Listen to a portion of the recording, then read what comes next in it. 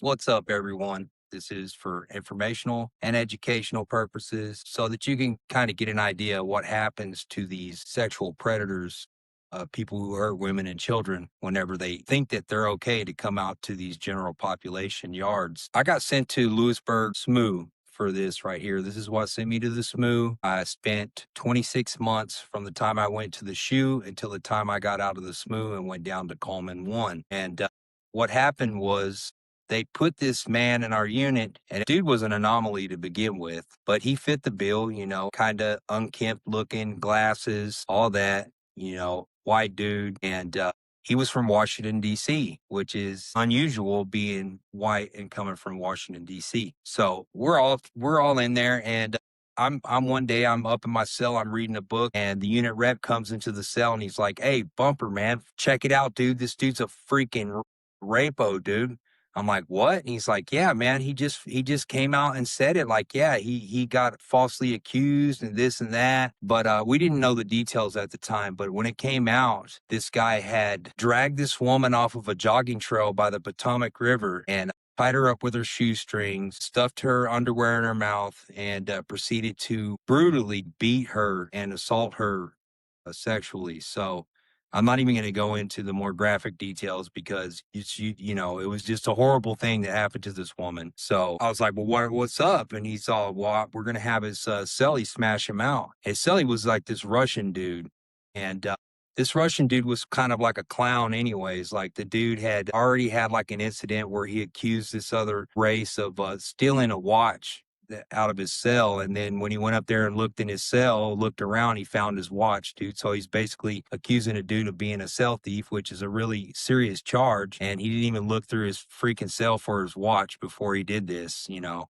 So the dude's a dumbass to begin with. So I'm like, all right, well, I'm gonna watch the fireworks, bro, because that's what we do in there. If we hear someone's gonna get smashed out, dude, everybody's just kind of lurking around, waiting to see the action go down. So that's why I get on here when people I put the video out where I was saying, people don't care about if you are out here living a good life and stuff. That's something we're proud of. But the general population, the people out here that watch these videos, they want to hear about the crazy stuff that goes on in there. And I understand that. That's been human nature for centuries. We're just attracted to the brutality of things. And people live vicariously through other people's stories, and that's cool too.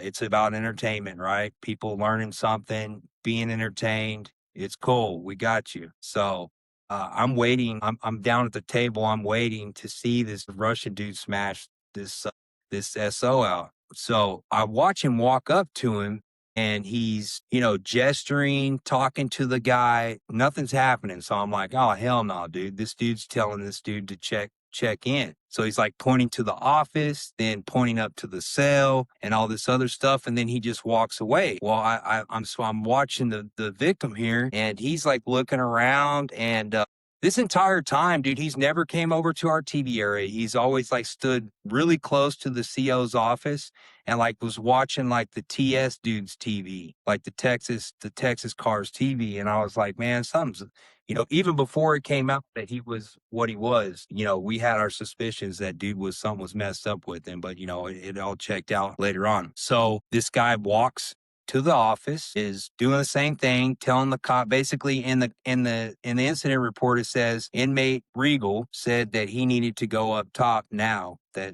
So at this time, dude, like I see the CO get on the radio, so I know he's calling compound over to come pick this dude up and take him, letting him PC up. Well, me and my homeboy James are standing up against the wall right there between the office and the door, the exit out the unit, the sally port. So I'm like, I look over and I said, "Dude, we ain't letting this dude get out of here." And he's like, "Hell no." So as the cops walking this dude over, me and James run up. I hit the dude, boom, knock him off his feet. James grabs him, puts him in an arm bar, and I'm just feeding this dude. Like I ride him all the way down to the ground as he's falling. I'm just smacking, boom, boom, boom. I'm about 250 pounds, dude.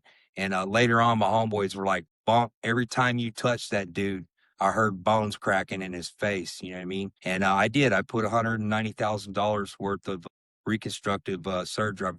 Broke both of his orbital sockets, knocked his teeth out, broke his nose. He had 6 lacerations on his head. His skull was fractured. His jaw was broke in 3 spots, and they were having to feed this dude insures with a tube and a syringe because he couldn't keep down any solid food, and they couldn't feed him because his jaw was wired shut. So his jaw was wired shut for over 3 months. But the way my homeboy had him up by in the arm bar, and I'm feeding this dude these vicious rights. Every time I hit him, I'd knock him out. His head would fly back, hit the concrete. And when he'd come back up, it would like wake him up. And then I would hit him again. Boom, And then they came over and sprayed us. And we kept going. They sprayed us 3 times. Finally, this was at a time when the COs didn't really jump in and get involved in the incidents. They kind of just kept telling you to stop.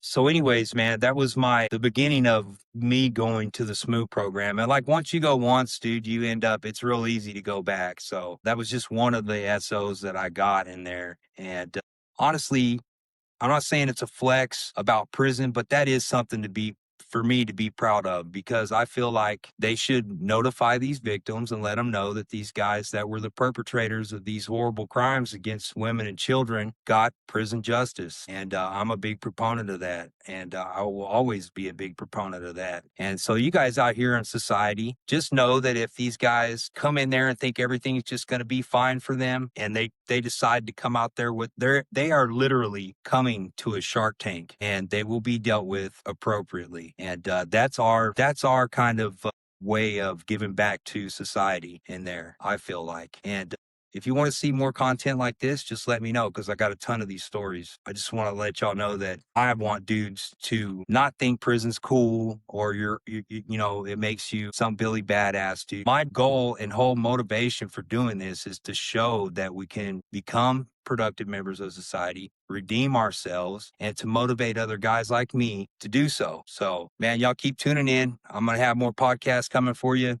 Subscribe, man, push this channel out there, man. I'm going to have real people on here talking about real stuff. Thank y'all.